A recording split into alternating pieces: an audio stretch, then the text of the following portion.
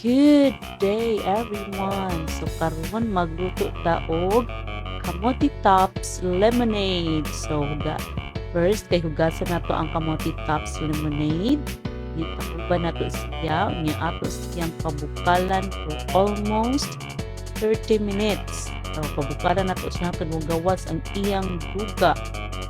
Ang iyang tubig kay itom na jud kaayo. So mao na nindot juice. So, nagbuwa na siya, nagbukal-bukal na siya. So, daghan kay mga benefits na makuha na to ani nga kamote tops lemonade or Guy.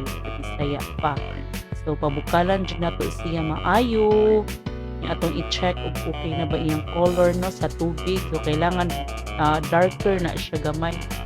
Anong dili kay siya light pa as in dark jud iyang tubig. And then, after kuhaon nato siya niya sa baso ug ato sa siyang taod-taoran ka nang bugnaw na siya, di na siya init.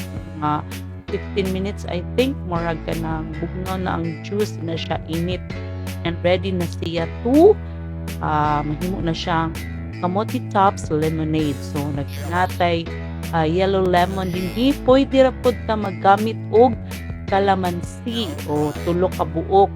And then, kana siya kay half rack, kay daghanon na to, as nungtag kaayo, ato siyang i-squeeze, na mo i-squeezer. If wala, pwede ra jud mano-mano. Pwede ra jud pud kalamansi atong gamiton.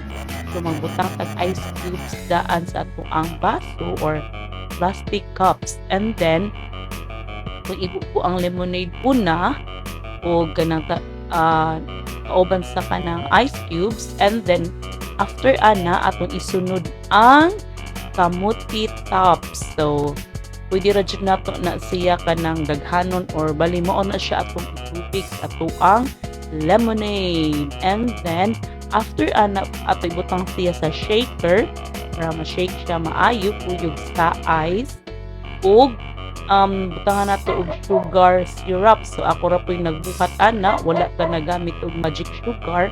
Pwede ra pud sugar ra pud ang atong gamiton, pwede ra dili syrup. And then ato siyang i-shake